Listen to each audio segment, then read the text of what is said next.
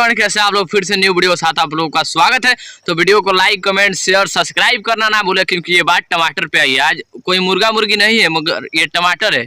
जैसे कि जानते हैं आप लोग, हैप्पी न्यू ईयर बीतते हुए, क्योंकि 1 जनवरी को जैसे बीतते हैं वैसे टमाटर ला देते हैं।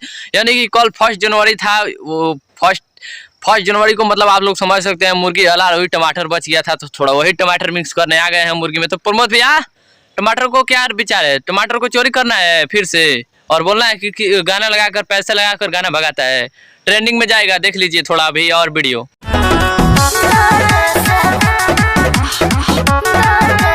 तो यार डबल खुशी मिली है। पहला तो खेसारी लाल यादव का चैनल वापस आ गया। बहुत सारे लोग इंतजार कर रहे थे, आहा खेसारी लाल को चैनल मरा गया, खेसारी लाल को चैनल नहीं आएगा। अरे भाई, गलत फैमिली में हो।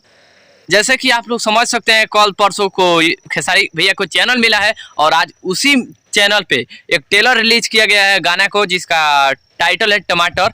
और शायद वो गाना हम कल शाम तक रिलीज कर दिया जाएगा खेसारी म्यूजिक वर्ल्ड पे। और गाना खेसारी लाल सिर्फ नहीं गाए हैं, उसमें शिल्पी राज भी जी काम किए। तो शिल्पी राज, आपको बहुत बहुत धन्यवाद है कि खेसारी भैया के साथ आपको मौका मिला काम करने के लिए।